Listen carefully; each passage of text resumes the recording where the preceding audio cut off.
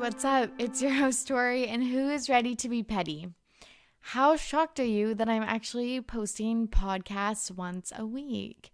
Probably you're not as shocked as I am. Hope you guys had a good week, and thanks for tuning back in. I have some follow-up notes from last week's episode. I think that's a theme in my life, having follow-up notes for things. But I have some follow-up notes from last week's episode. A lot of people got back to me about my comments about hat people and being a hat person or not being a hat person, which was fascinating to me. And specifically, like how I'm not a hat person. It's not that I don't want to be a hat person. I really do. I just don't look cute in them. And I feel like every time I wear one, which TBH is like twice a year, that's how bad it is. But I feel like people are like, wow, that girl is trying out hats today. Trying out a new look. She's trying out a hat. And I feel the need, like it just like burbles up, and I feel the need to tell everyone that I encounter that day that like, yeah, I know I'm wearing a hat, just like giving it a whirl today. Just like in the middle of our conversations, because it's just so obvious that I'm wearing a hat and it's just so uncomfortable. I don't know. Does anyone relate to this? I feel like this is so normal. But maybe it's not. I guess that's what people were saying to me this week, that it's not normal that I feel this crazy about them. And I wish I was natural and comfortable wearing hats. I'm just not. So I had an interesting week this week, moving on from the hats. Spending 2 minutes talking about hats, like maybe not the best intro to this episode, especially if you're new here. Welcome. One of the most embarrassing things happened to me in a really long time. And embarrassing things happen to me often. And this was definitely like one of those like top 10 things. Top 10 things probably in my whole entire life. I full on like shrieked, and I was blushing and like sweating. And I couldn't remember the last time that I actually like blushed. Maybe it was in high school. I kind of missed that. Anyways, to the story. So this week on Monday, I started a new skincare regimen. And people are like, probably like, I'm out. This podcast is not for me, but bear with me, okay? On Monday, started a new skincare regimen. I added 3 serums to my daily and nightly routine. So I put on these serums in the AM and in the PM of each day, because this is life at 26. So I have 3. I put 2 of them on in the morning, and then I put all 3 of them on in the evening. And this is in addition to washing my face. So I wash my face, I do these fucking serums, and then I put 3 creams on. This is life at 26. So anyways, it's fucking exhausting. I don't know how like cute put together girls do this all the time. I'm trying to aim for like 5 out of 7 days per week. But it's honestly exhausting. Like it's absolutely exhausting. My skin does look better though, I have to admit, but it's really tiring. Anyways, why I put 2 on in the morning and 3 on at night is a key cog in this story's wheel. One is bright orangey red, like very bright red. If you don't like dilute it with something, it actually like stains your skin. I don't know if it's like permanently stains your skin or like temporarily, but it's insane. So if I put on a little bit before bed, it's like dissipated into my skin by the time I've woken up. And like I wash my face and stuff like that. So it's all good. Anyways, I just started this on Monday, and on Thursday night, I had a hankering for fast food. You know, one of those nights and it just like doesn't go away. So you just kind of give in. I ran out of my house to go get something to eat. And you probably know where this story is going. I run out of my house. I get to the counter. I order. And it's close to midnight. So I'm just like chatting with the cashier. It's pretty dead in the restaurant. So we're just like shooting the breeze and chatting it up. And like suddenly I like gasp and kind of like shriek because I realize my face is fluorescent orange, like Cheetos, like that dummy Donald Trump, where he like forgets to bronze his eye sockets and like around his mouth. So it's just like flaming orange skin with like white rings around your eyes and your mouth. And obviously the people I am talking to don't know who I am or what I usually look like or why I just fucking shriek. But yeah, it was so embarrassing. I full on went red. They were like, I just thought that it was like self-tanner or that was just the natural color of skin or like the look you were going for. And I was like, no, folks, clearly this is not the look I am going for. It was so embarrassing, and I had talked to like 5 previous people before that, or seen 5 previous people before that. I really want you to look it up so you can get a visual of what I looked like. It's 100% organic, cause like duh. Virgin sea buckthorn fruit oil. Say that 10 times fast. Which sounds pretty crazy actually. And I even feel kind of weird saying it out loud. Like I put 100% virgin sea buckthorn fruit oil on my face. Who is this person? But I was wearing like the baggiest of gray suits. My hair was in the greasiest top bun anyone has ever seen in their life. And the lady was like, oh, like while you're waiting for your items, you could just pop into the bathroom and wash it off. And I was like, no way, bish. These are expensive oils. And I just grabbed my meal and left. Walked out full Donald Trump, like disgustingness. I know that I talk about random things on this podcast, but please Google it so you can get a visual of what I looked like and laugh along with me or at me. I don't know. I'm just like reliving it, and it's kind of horrifying. But one more time for the people in the back. It's 100% organic virgin sea buckthorn fruit oil. I don't know what that is.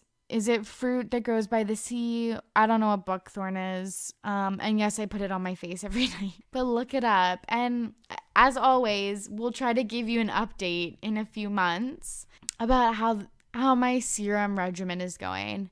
And like, I think that this is a bit like a new bit for me because I always say I'll give you an update and then I never remember or write down or care about which update I'm going to provide you guys.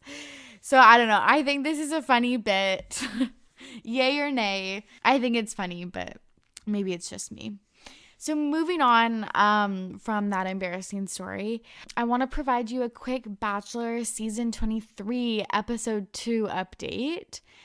I thought this episode was like an absolute snooze.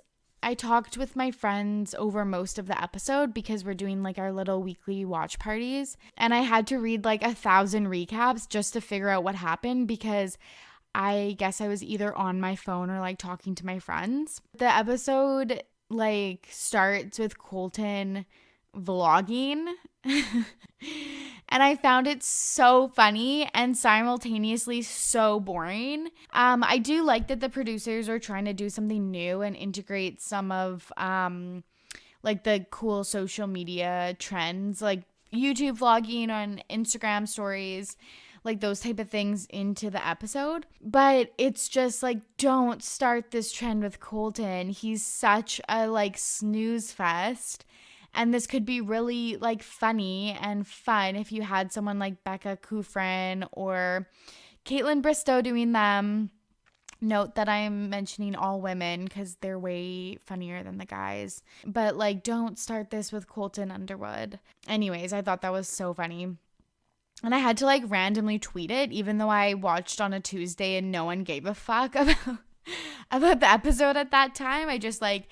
I was that compelled to tweet because of this like vlog that Colton opened up the episode with. Anyways, Megan Mullally, Nick Offerman, and Billy Eichner were on this episode, which are big catches for The Bachelor. And one of my favorite things about watching The Bachelor, these little gems in the middle of each season, is when the contestants on the show have to pretend they know who like the special guest is. And it's just so funny. Like, I don't think many people knew who Megan, Nick, or Billy were. They're just like, we love like Will and Grace and stuff like that. And it's just so funny. And usually it's just like some obscure country music singer because the audience is like middle America. But it's like, oh my God, who's that? Oh my gosh, it's Ben Taylor. He had like the hit song of the summer. I can't believe he's playing like a concert just for us. And it's like, can you though? Like, he's a nobody. I don't even know who Ben Taylor is. I just kind of made that up. I think it was someone. But like, again, the most generic thing I've ever heard. The grossest part of this episode were definitely the girls talking about the olds on the season. And I say that like it's a joke, people, because the people that they're referring to are between the ages of 27 and 31, which is ageism at its absolute worst. For some reason, I was going to say absolute finest. I think that's like the same. But I mean absolute worst. The Hannah date was one of the most painful things I've ever had to watch. And I don't know if that's because it was like excruciatingly boring or painful or awkward, or that it was just kind of like real life for me sometimes. And maybe that's like, I feel like sometimes the toughest things to watch are the things that are like the most real life. So I am glad that they showed some of these things and they didn't put like filler music on and things to distract you from how like awkward it was. I do like that they kept it pretty real. But it was just so painful. For those of you who didn't watch, it was a girl who just like absolutely clammed up and couldn't speak to Colton. He asked her to do a toast for their date. And like usually people just are like, here's a toast to a fun first date and a fun journey ahead. Or like, cheers to us as we like experience this once in a lifetime date in fucking Arizona or wherever they were. So like I just came up with those two things and like, yes, they weren't groundbreaking, but that's kind of like all you need to say, like kind of a generic platitude that applies to what's going on. And she just like physically couldn't, and it was painful to watch. I was kind of having flashbacks to when I was in high school and I liked this guy so much and I could not like physically talk to him. Like I think that he thought that I couldn't talk, that I was mute, because I like actually couldn't speak in front of him. And I felt like that's how she felt, that there was just a lot riding on the date and that she didn't want to say anything unless it was something like perfect or eloquent or smart or funny or whatever. And I was like, oh my God, this is me in high school when I was trying to talk to this guy who like was like out of town all the time. And I only saw him like a few times, but we would text all the time. And like, anyways, when we did get together, I like literally physically couldn't talk. And I feel like I'm saying way too much information or like showing my cards too much. But I like how this is like literally something that was probably like 10 or 11 years ago. And I'm like embarrassed by it.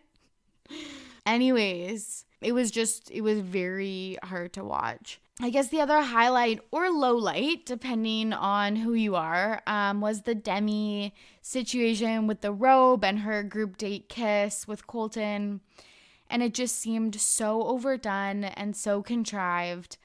And it seemed like she just took a page out of Corinne's playbook and like doesn't care about Colton and just is kind of putting on a show, and it just doesn't seem interesting anymore. Like, I don't care that she's doing these things, and I was fascinated when it was Corinne, and she has every right to do whatever she damn well pleases on the show, but it just doesn't seem interesting anymore. It just seems really overplayed, and it just seems super contrived. I'm kind of tired of The Bachelor showing things that are just season after season the exact same thing. I think I talked about this in the last episode, but it's like, how many times can I see like girls being mad at other girls for cutting in and interrupting their time with The Bachelor or anything like that? Like, it's just like, there's way more interesting conversations that are happening. I really believe that. So please show us those.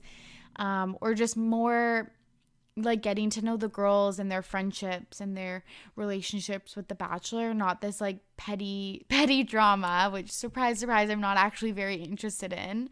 It just seems so overplayed, and like, it's season 23 and it's like a tale as old as time.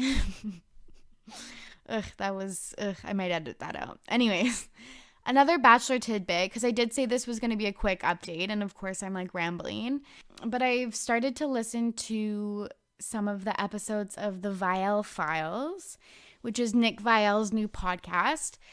For those of you who don't know, he was the Bachelor on season 21, and he was also a contestant on Bachelorette, the seasons with Andy and Caitlin, and I just feel very alone in saying this, but I weirdly like him. And no one else in my life does but me. So I feel like I'm on an island. Anyways, the first episode, he talks like to a girl, I forget who. He shares some really juicy things about what went down on Caitlin's season, how much they talked to each other before the season, how much they vibed before. Like, I didn't know how much it seemed they were like expressing interest in each other. How many times she like broke the rules to like call him and see him, which was very interesting to me, and maybe one of the reasons why The Bachelor kind of soured on her for a little bit, because maybe she broke some of the rules. But it was just very interesting, and if you have watched the last couple seasons and are interested in the Nick Viall like story arc, I really highly recommend checking out his podcast. Anyways, I was telling one of my friends that I listened to his podcast, and she said to me, she was like, I am disturbed. And she was like, I liken you to like a flat earther. Like trying to like proposition, or like, I don't know, like just talk about me liking Nick Viall all the time. And I guess that's what people that believe the earth is flat think or do. I don't know.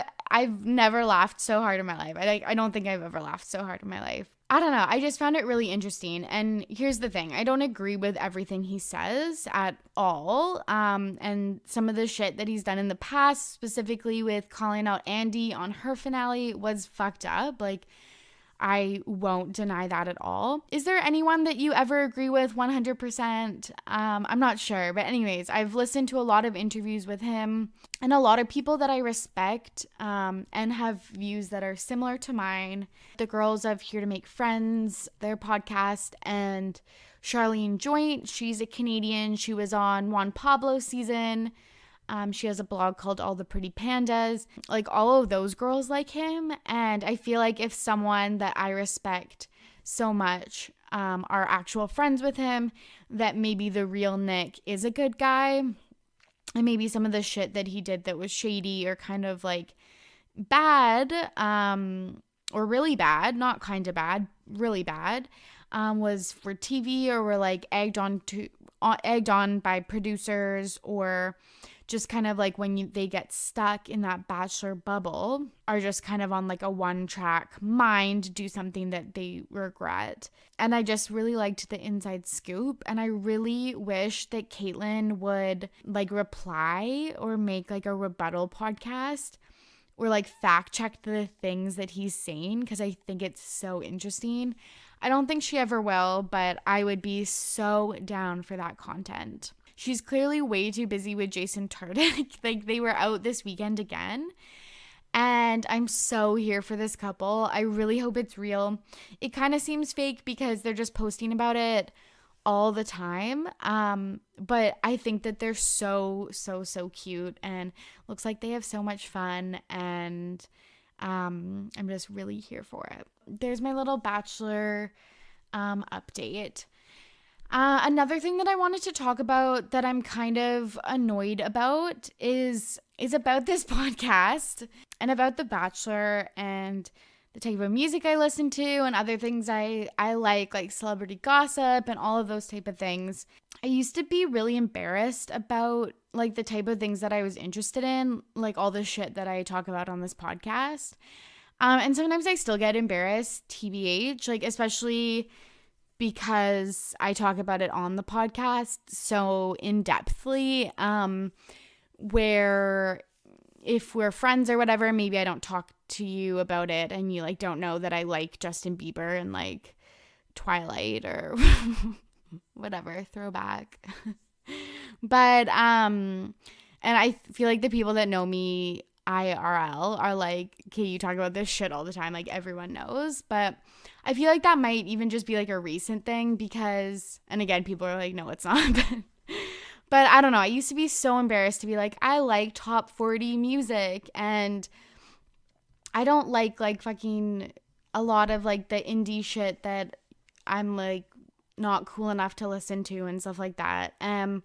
I always think like, are people going to think I'm dumb because I use abbreviations and talk about The Bachelor and listen to like One Direction and stuff like that? And I'm mostly over that, but sometimes I'm not. And I hate when people think they're like better than pop culture and better than, I don't know, things that I'm interested in, because it's not like fucking fine art or like, I don't know, I can't even think of anything like smart, like astronomy. I don't know. That's the only example I could think of. Anyways, I'm sometimes embarrassed by it. Sometimes I'm like, get over yourself. It's totally fine. So it comes in waves. It ebbs and flows. And I feel like pop culture says a lot about the current times that we live in. And if you can watch it with a keen eye and make sense of some of the bullshit messages that they give, and you become literate in the media that you consume, I think that it's totally fine. And I need to keep telling myself that and kind of reduce some of the shame that I have for liking things that are kind of superficial, I guess. I feel like even the way that I talk about things is like inherently judgmental about the things I like. And I'm going to read you one of my favorite quotes. It's a quote from Harry Styles, which I think is really fitting to have the very first quote on Ready to Be Petty to be from Harry Styles. And it's about this topic that I'm talking about, liking pop culture and stuff like that. So in a Rolling Stone article, Harry says, I'm not going to do it in a British accent. I was going to attempt it, but like I can't. I would have 0 listeners if I did that. Anyways, he says, who's to say that young girls who like pop music, short for popular, right, have worse musical taste than a 30-year-old hipster guy? That's not up to you to say. Music is something that's always changing. There's no goalposts. Young girls like the Beatles. You're going to tell me they're not serious? How can you say young girls don't get it? They are our future doctors, lawyers, mothers, presidents. They kind of keep the world going. Teenage girls, fans, they don't lie. If they like you, they're there. They don't act too cool. They like you and they tell you, which is sick. Which, first off, swoon. That's so amazing coming from Harry Styles, and that makes me love him anymore. But it's totally true. I like that he said that he likes girls that don't act too cool, because I think that that's such a trend nowadays, which like sometimes it's fun to be like that, to not give any F's and stuff like that. But it's also cool to just be authentic, and if you're excited about something, just be excited about it. I want to be loud and proud that I'm like a Bachelor fan and stuff like that. Like, he's talking about teenage girls, right? And I'm 26. I get that. I'm not a teenage girl. Anyway, I like that he likes when people don't act too cool and like freak out or act however they want to about things that they like. And I'm really vibing with that because I think we as a society try to act way too cool all of the time. And like I said, sometimes that's fun and edgy and cute and is a mood, but sometimes it's not. And someone once told me that I was the most animated when I was talking about The Bachelor. So why shouldn't I do that more?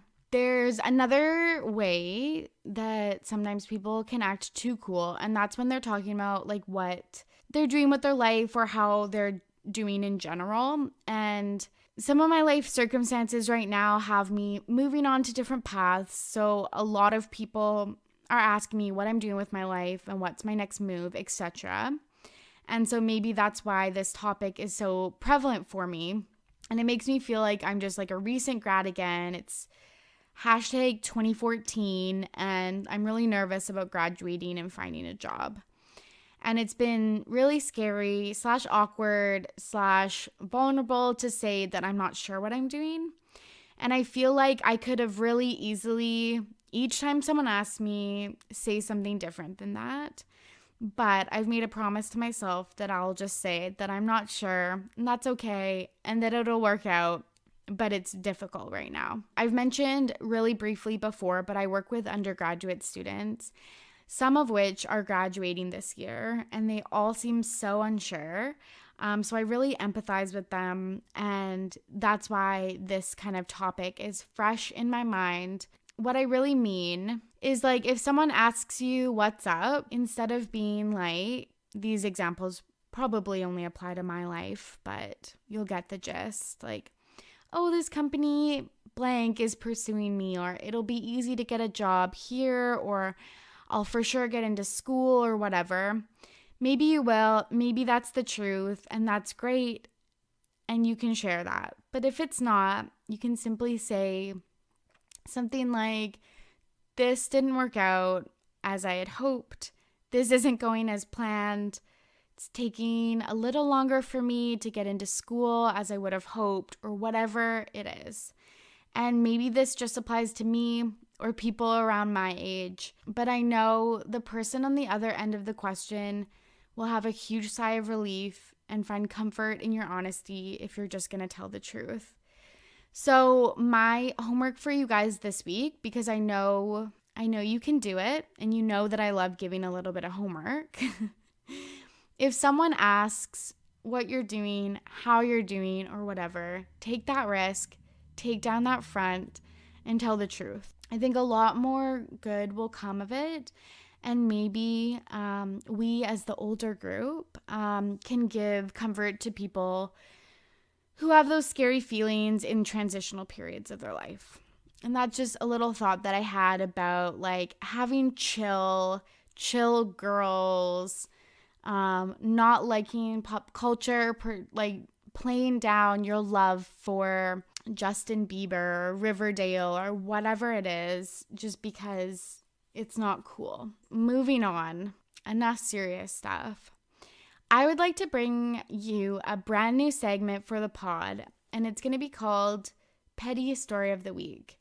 And I know I'm acting like this is groundbreaking, like a brand new concept that no one else has done before, but here it is. So I'm going to tell you a story that I have had, like an experience I've had where I've done something petty, and I'll share something new each week. If you needed an explanation of what petty story of the week was, there it is. As you probably know, I've been recording the pod since Halloween of 2018, so almost 3 months. Woohoo. And last week, I finally posted on Facebook that I'm hosting a podcast. And I was so nervous. Like, I waited 3 months because I was just really scared. I've posted a little bit on my own Instagram and my own Twitter, but I thought that I would get the most engagement on Facebook because that's where like I have the most people. And I know that Facebook is kind of like a dying fossil or whatever, but I just thought that that's where I would get the most engagement. And like, so I don't have everyone on Instagram or Twitter. So anyways, long story short, I thought people would be interested and would like my post and follow the pod. So I finally like worked up the nerve after 3 months to post a link to my page.